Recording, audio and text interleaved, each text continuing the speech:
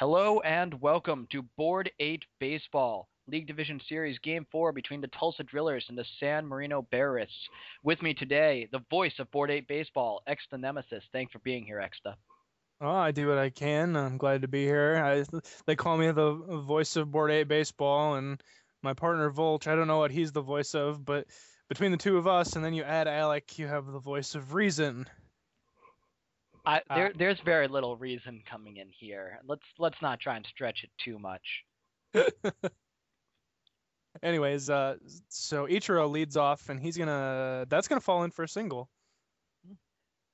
And Not surprising. yeah, First pitch though, swinging 328 in the regular season. Had a very good season all around. Four doubles, four triples, a pair of homers. from Ichiro. Yep. Were they inside the park at the Polo Grounds? They were both in one game at the Polo Grounds as they're gonna get the out from Bird, but I'll move up each row to second. Yeah, one of them was right down the line, and then the other one was to straightaway center and inside the Parker. Awesome. I called that shit. Wow, nice play. And he Oh, doubles him off, and wow, what a play! And Doctor Football gonna come out there and argue that call, but wow, what a play by I guess Elvis Andrews. that was a great play. Football can't be too mad. He loves his boy Elvis for the Rangers. But so this is game 4, Yep, game. and I wish I could tell you what happened in the previous two games or the first game. It looks like Tulsa is trailing 1-2 in this series. Um, Tulsa won game one. Heron outpitched CC. CC only gave up 2 runs in 7 2/3, but got the loss. But then Kane and Hernandez each won 8 1/3 innings.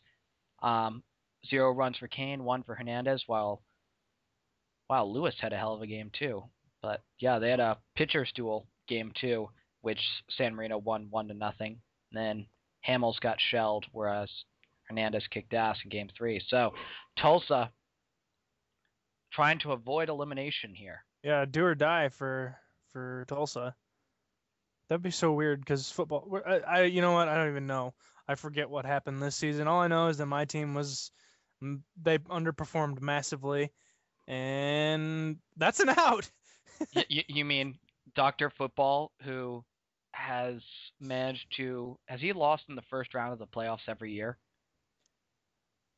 Um, He I want to really, say yes. until last year, he was the Texas Rangers of Board 8 baseball.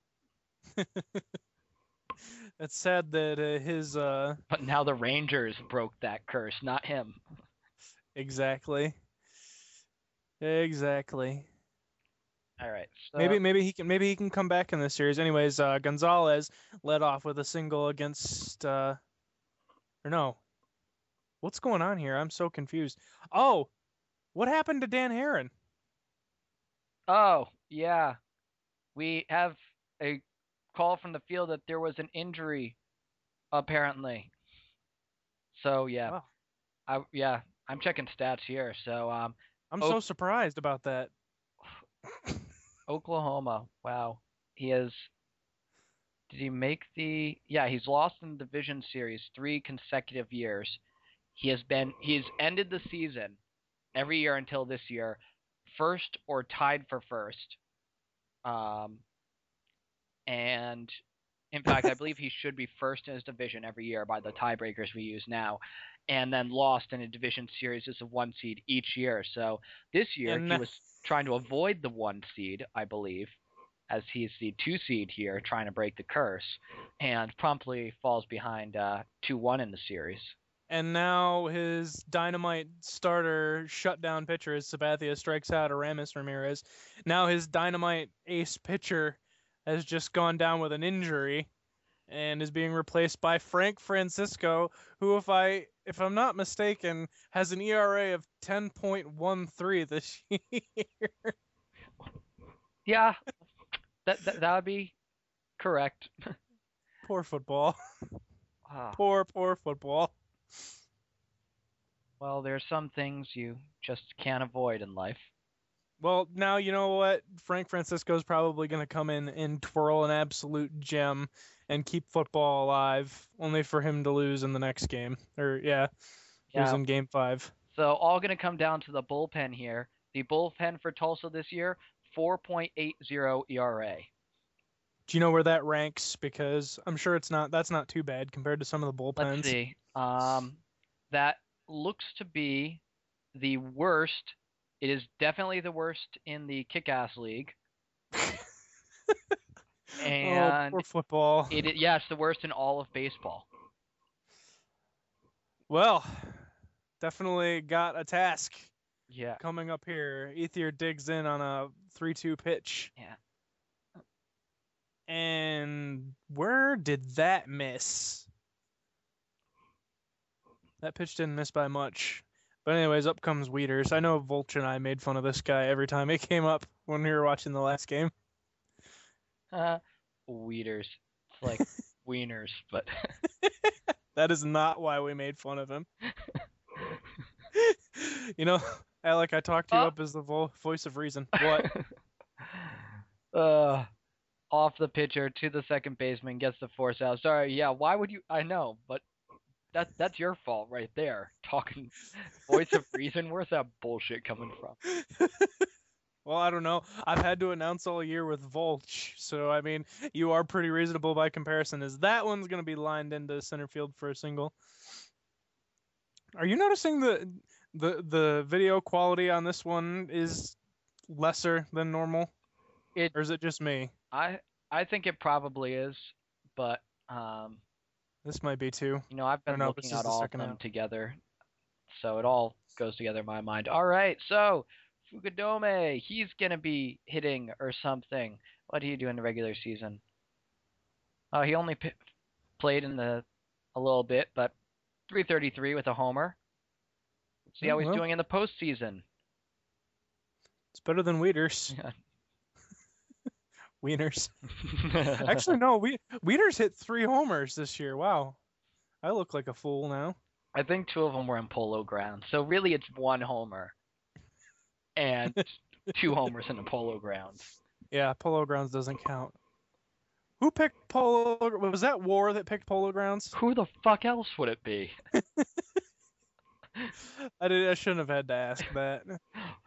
I still got the line in my sig about when I asked him if he wanted to change any of his pictures, and I said, nah, it wouldn't be my team if I cut players just for being terrible. He still almost made the playoffs. Yep, and last year he won the World Series, so. I know. Sir Chris is still pissed that he didn't follow through with Manny pitching in Game 7. I know, that was a bit of a bitch move by War, but Hey, you gotta do what you gotta do. This one's popped up into foul territory, and he's gonna run out of room. So. Man, this game happens too fast for me to stick to the play-by-play. Yeah, we're good enough. Yeah, Molina, who came in the regular season because John Buck blows. John Buck, after his one clutch 3-run bomb in that game you commentated.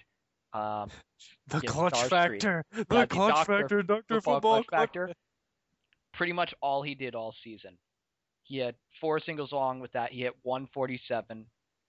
Got replaced by Molina, who hit 238, which is a huge fucking improvement. Football picked him really early, too. I remember Daruti and I commenting on how much of a reach that was. Mm-hmm. Yeah, I am pretty sure that he was saying, "You just wait, you'll see." Yeah, we saw, to the tune of 147. Did he drop Buck completely? No, he's on the bench. He occasionally pinch hits and strikes out late in games. Ah, impressive. And that's going to be a double play. Sabathia rolling. Up comes, I think this is the top of the order for the Barrists. Yep. Elvis in the regular season hit 351. He hit a pair of homers.